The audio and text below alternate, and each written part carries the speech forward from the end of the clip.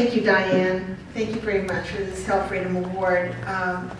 I'm so glad to receive it here at the U.S. Health Freedom Congress and be in the company of such intelligent, passionate, and dedicated health freedom advocates who are making a difference in the world.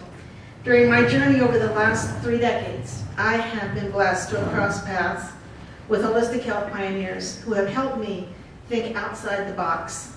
From Harris Coulter, Dr. Harris Coulter, who introduced me to homeopathy, which I used throughout as my children were growing up and kept them out of pediatricians' offices, to Dr. Larry Webster, who was the father of pediatric chiropractic, and he introduced me to the world of chiropractic, and that profession has supported MVIC for 20 years. Clinton Miller, who encouraged me when I remember in 1982, he was one of the first people I met who really gave encouragement to us, the parents of vaccine-injured children. And of course, Dr. Joseph Mercola, who has taught me how to take control of my health and has made a big difference in my life. And the ability of MVIC to continue our mission in the 21st century.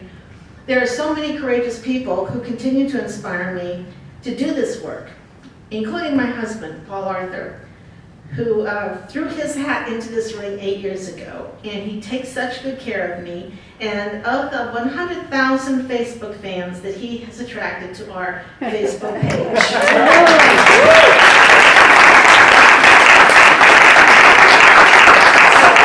Thank you for this affirmation of the work I've done with the help of so many people, and I will continue to do this work to support health freedom. It's an honor, and I thank you very much.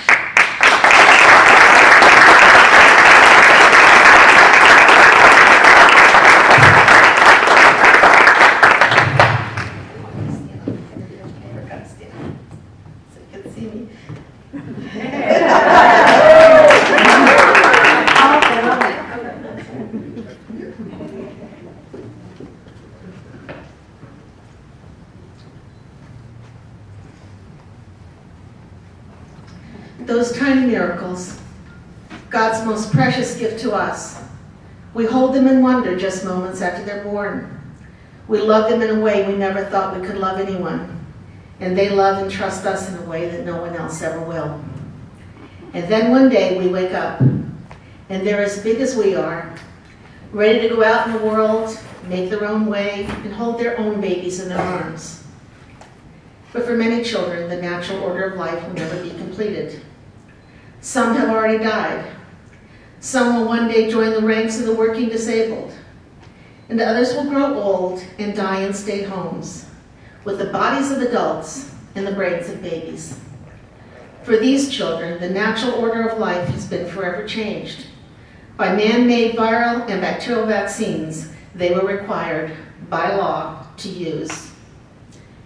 Before I go on, I want to thank Diane Miller and Jerry Johnson and the National Health Freedom Coalition for inviting me to present this keynote speech at this 2014 U.S. Health Freedom Congress in Minneapolis, Minnesota, the city where I was born and where in the 1930s, my mom trained to be a nurse at Mayo Clinic, and my dad graduated from the University of Minnesota a day before he left on a ship to go and fight in World War II.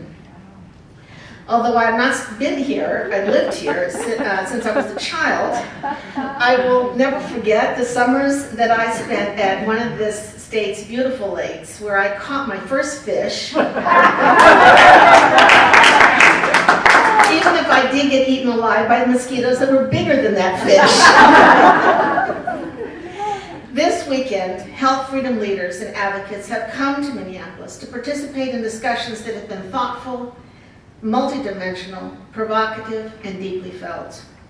What unites everyone in attendance is a commitment to defending bodily integrity and the inalienable right to self-determination, which has been globally acknowledged as a human right.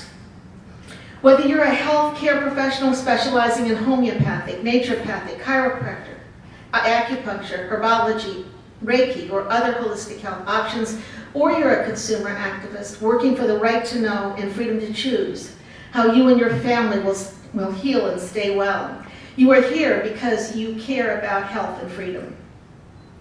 This conversation about whether we